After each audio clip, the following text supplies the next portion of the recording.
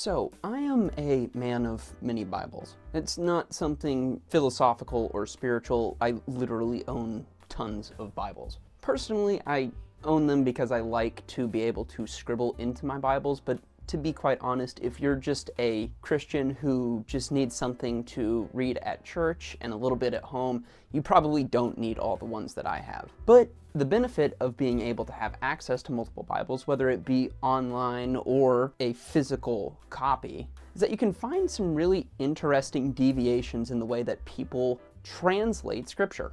One I came across recently was Galatians 2:14 through 21. This usually has a header that says, Paul rebukes Caiaphas or something like that, and Caiaphas in this case is Peter. But what's interesting about these verses is that in each translation that I've been able to find, they all put the quotations of what Paul said to Peter in different spots. It's pretty much unanimously agreed that what Paul said to Peter starts in verse 14, when Paul leads into the statement with the words, "And I said to Caiaphas." But then beyond that, we don't really know where the quotation stops. It seems to be commonly accepted that by the time chapter 3 of Galatians rolls around, or what we call chapter 3, the discussion between Paul and Peter is over. However, before that point, multiple translations seem to put the quotations ending in different spots. For example, this Bible here, which is a version of NLT, puts the ending quotation at verse 16. After that, verses 17 through 21 are all Paul talking to the Galatians. Meanwhile, in my NIV study Bible,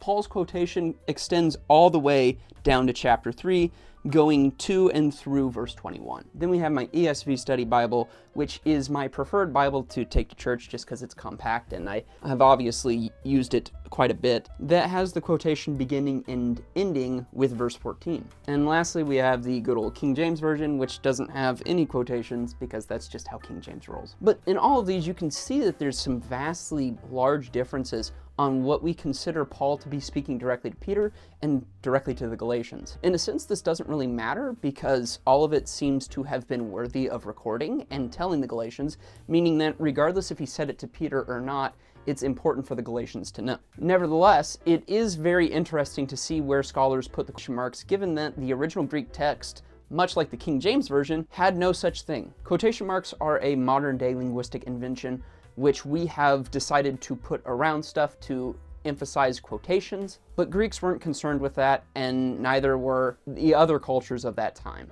So why don't you take a look at Galatians 14 through 21 and try to figure out where would you place them? But let me know what you think, and let me know what your preferred translation of the Bible is, and I'll see you tomorrow.